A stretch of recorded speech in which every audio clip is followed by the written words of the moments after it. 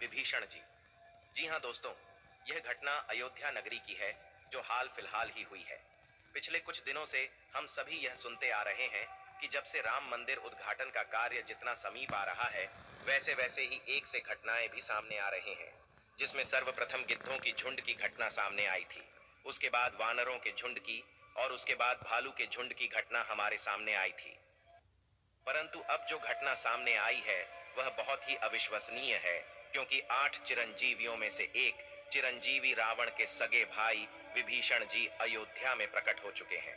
इसके बाद लोगों के मन में शंकाएं पैदा हो रही हैं कि यह क्या हो रहा है और आखिर यह कैसे हुआ। यह विचार सभी के मन में आ रहे हैं। तो आपको बता दें कि विभीषण जी को प्रभु श्री राम ने ही समय के अंत तक जीवित रहने का वरदान दिया था। दोस्तों, रावण के भाई विभीषण बहुत बड़े राम भक्त थे। जिस प्रकार से हनुमान जी, जामवंत जी, सुग्रीव और अन्य बहुत से लोग जो राम जी के बहुत बड़े भक्त थे, उनमें से एक हैं विभीषण। विभीषण जी, जिन्होंने प्रभु श्री राम की मदद की थी रावण की मृत्यु करने में, क्योंकि एकमात्र विभीषण जी ही यह जानते थे कि रावण की नाभि में अमृत है, और वही एकमात्र सबूत थे जिन्हें यह पता था कि वह अमृत सिर्फ और सिर्फ रावण की नाभि में है, और रावण सिर्फ वही वार करने से मरेगा। अगर विभीषण जी उस वक्त श्री राम का साथ नहीं देते तो हो सकता था आज रामायण का इतिहास कुछ और होता। दोस्तों, महर्षि विश्रवा को असुर कन्या कैकसी के संयोग से 3 पुत्र हुए, जो कि रावण, कुंभकर्ण और विभीषण थे। विभीषण विश्रवा के सबसे छोटे पुत्र थे। विभीषण बचपन से ही धर्मपरायण और भगवान का भक्त था। विभीषण की पत्नी का नाम सरमा और उसकी बेटी का नाम त्रिजटा था। एक बार तीनों भाइयों ने बहुत दिनों तक कठोर तपस्या करके ब्रह्मा जी को प्रसन्न कर लिया। ब्रह्मा ने प्रकट होकर तीनों से वर मांगने के लिए कहा। रावण ने अपने महत्वाकांक्षी स्वभाव के अनुसार ब्रह्मा जी से त्रैलोक्य विजयी होने का वरदान मांगा। कुंभकर्ण ने इंद्रासन की जगह गलती से निंद्रासन मांग लिया, इसलिए वह वर्ष में बस एक त्रैलोक्य विजयी होने का वरदान मांगा। कुंभकर्ण ने इंद्रासन की जगह गलती से निंद्रासन मांग लिया, इसलिए वह वर्ष में बस एक दिन के लिए ही जागता था। अंत में विभीषण ने उनसे भगवत भक्ति की याचना की। तपस्या से लौटने के बाद रावण ने अपने सौतेले भाई कुबेर से सोने की लंकापुरी को छीनकर उसे अपनी राजधानी बनाया, और ब्रह्मा के वरदान के प्रभाव से त्रैलोक्य विजयी बना। विभीषण भी रावण के साथ लंका में रहने लगे। रावण ने जब सीता जी का हरण किया, तब विभीषण पराई स्त्री के हरण को महापाप बताते हुए सीता जी को श्री राम को लौटा देने की सलाह देकर हमेशा धर्म की शिक्षा देता था, लेकिन रावण उसकी एक नहीं सुनता था। अंत में रावण ने उसे लंका से निकाल दिया।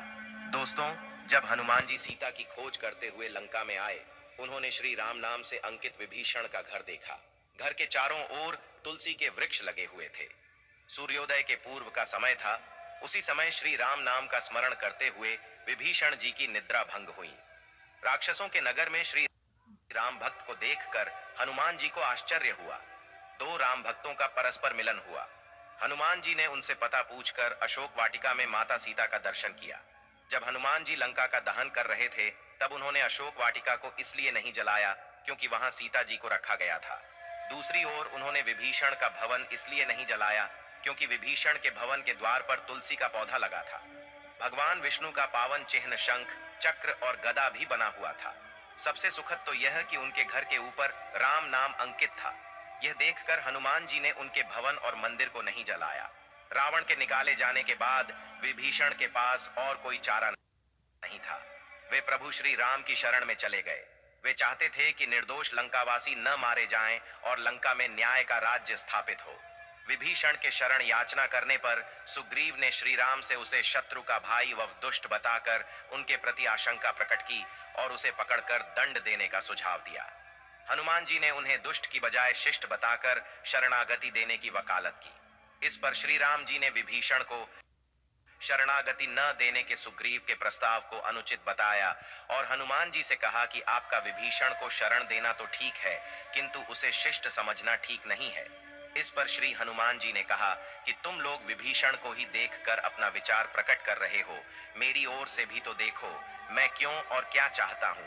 फिर कुछ देर हनुमान जी ने रुककर कहा, जो एक बार विनीत भाव से मेरी शरण की याचना करता है और कहता है मैं तेरा हूँ, उसे मैं अभयदान प्रदान कर देता हूँ। यह मेरा व्रत है, इसलिए विभीषण को अवश्य शरण दी जानी चाहिए। दोस्तों, विभीषण का एक गुप्तचर था जिसका नाम अनल था। उसने पक्षी का रूप धारण कर लंका जाकर रावण की रक्षा व्यवस्था तथा सैन्य शक्ति का पता लगाया और इसकी सूचना भगवान श्री राम को दी थी। विभीषण ने ही राम को कुंभकर्ण, मेघनाद और रावण की मृत्यु का रहस्य बताया था। भगवान श्री राम ने विभीषण को लंका का नरेश बनाया और अजर अमर होने का वरदान दिया। विभीषण जी सप्त चिरंजीवियों में एक हैं और अभी तक विद्यमान हैं। विभीषण को भी हनुमान जी की तरह चिरंजीवी होने का वरदान मिला है। वे भी आज सशरीर जीवित हैं। इंद्रादि देवताओं के बाद धरती पर सर्वप्रथम विभीषण ने ही हनुमान जी की शरण लेकर उनकी स्तुति की थी। विभीषण ने हनुमान जी की स्तुति में एक बहुत ही अद्भुत और अचूक स्तोत्र की रचना की है। विभीषण द्वारा रचित इस स्तोत्र को हनुमान वड़वानल स्तोत्र कहते हैं। हनुमान जी ने सबसे पहले सुग्रीव को बाली से बचाया और सुग्रीव को श्री राम से मिलाया। फिर उन्होंने विभीषण को रावण से बचाया और उनको राम से मिलाया। हनुमान जी की कृपा से ही दोनों को ही भय मुक्त जीवन और राजपद मिला। इसी तरह हनुमान जी ने अपने जीवन में कई राक्षसों और साधु संतों को भय मुक्त और जीवन मुक्त किया है। मित्रों, विभीषण जी की ऐसी भक्ति देखकर भी यदि आपने अभी तक चैनल को सब्सक्राइब नहीं किया है और वीडियो को लाइक नहीं किया है तो आप पक्के सनातनी नहीं हैं। इसलिए इस वीडियो को ज्यादा से ज्यादा शेयर करें और तैयारी करें।